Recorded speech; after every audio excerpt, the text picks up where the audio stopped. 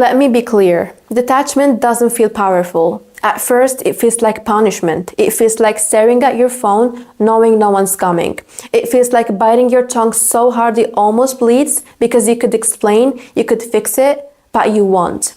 People romanticize detachment until they're the one who has to keep their dignity while their heart is screaming. It's not poetic, it's not empowering in the beginning. It's discipline, it's control, it's sitting with the urge to chase and choosing not to. And no, you're not broken for struggling with it.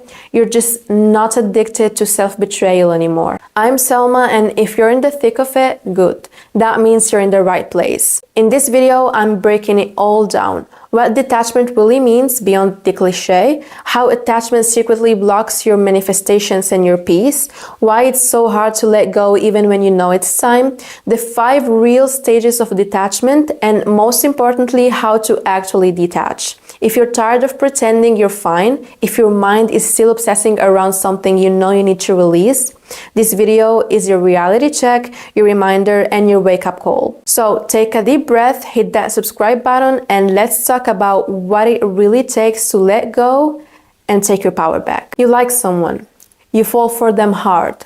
Your entire life starts revolving around this one person.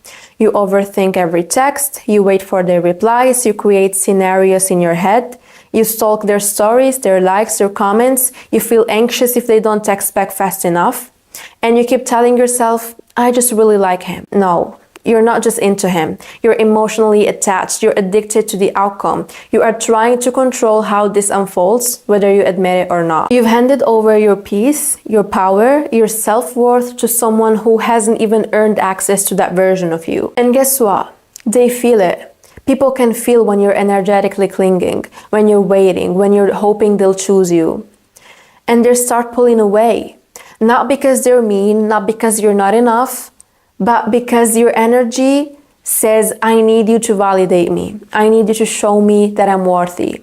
And that energy is heavy. It's suffocating, it's repelling. This is the paradox of desire. The more you grip, the more it slips away. Because when you obsess over something, whether it's a person, a job, a goal, you're not radiating trust. You're radiating fear. And that fear sends a message. I don't believe this is really mine. I don't trust that I'm good enough for it unless it shows up now. If you really believed it was yours, you wouldn't chase it. You wouldn't beg for it. You'd allow it. You'd sit back in your power. You'd focus on your glow. You'd work on your life. And if it comes, beautiful. If it doesn't, you're still that girl. You're still whole. You don't prove your value by being available to someone who's inconsistent. You prove your value by walking away the second it starts costing you your peace. Let me say it louder. Let it go. Stop clinging, stop holding your breath, hoping someone chooses you. You choose you. You set the intention, you say, I want this, I know what I deserve, and then you back off. You release the need for it to happen exactly the way you imagined, because life will never hand it to you that way. It will give you better, but only if you're not blocking it with your fear, your neediness, your obsession. And yes, it's uncomfortable at first because the mind wants certainty. It wants to know when, how, is he coming back? Will I get it? But that's the ego talking. That's the version of you that doesn't trust. The powerful version of you, she says, I don't chase, I don't beg, I don't attach myself to what's unsure. She doesn't cry over someone who can't make up their mind. She doesn't replay conversations looking for signs. She decides, she detaches, and because of that, she always wins. So if you're in that situation now where your mind is obsessing over something or someone, let me ask you this. Do you really want it? Or do you just want the version of yourself you think you'll become when you get it? Because if it's the second one, girl, wake up. That version of you, she already exists. You don't need him, you don't need the job, the call, the attention. What you need is to reclaim your energy. You need to become unavailable for anything that drains you. Because trust me, if you don't let go now, life will force you later. It will hurt more, and you will wish you had chosen yourself sooner. And remember, what's meant for you will never require you to lose yourself. Okay, you keep saying you're manifesting. You're repeating affirmations, you're scripting, you're visualizing, but the energy underneath it, it's screaming, I'm not enough. If I don't get it, I'm not worthy. That's not manifestation. That's emotional dependency. and you're lying to yourself about it. You call it faith, but you're operating from fear. You say, I know it's coming, but you panic every time it doesn't show up on your timeline. You say, I trust the universe, I trust God, but your body is tense, your mind is racing, and you're checking for signs every 5 minutes like the universe is Amazon Prime. That's not manifesting. That's begging, that's clinging, that's saying, please give it to me because I don't know who I am without it. Let's make this clear. Manifestation is alignment. It's energetic readiness. It's when your beliefs, your frequency, your self-concept, your nervous system all say the same thing. It's already mine, I don't chase, I attract, I allow. Not I need, not I hope, not I'll fall apart if it doesn't happen. You cannot manifest abundance from lack. You cannot manifest love from fear. You cannot manifest peace from desperation.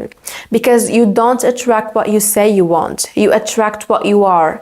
And if your entire being is vibrating at the frequency of I don't have this and I don't know if I ever will, then that's exactly what the universe mirrors back to you. More not having, more waiting, and more doubt. You've tied your entire sense of self to whether or not this one thing happens. And that's dangerous, because when it doesn't go as planned, you don't just lose the thing, you lose yourself. And that is the clearest sign that it was never true manifestation. It was attachment from the start. Let me tell you what manifestation really looks like. It's peaceful, it's powerful, it's non-reactive. It's when you say, I desire this deeply, but I will not be controlled by it. You do the inner work, you feel the vision in your body, you act in alignment, you raise your standards, and then you let go. You let go of the control, you let go of the timeline, you let go of the idea that your happiness is waiting on some external event.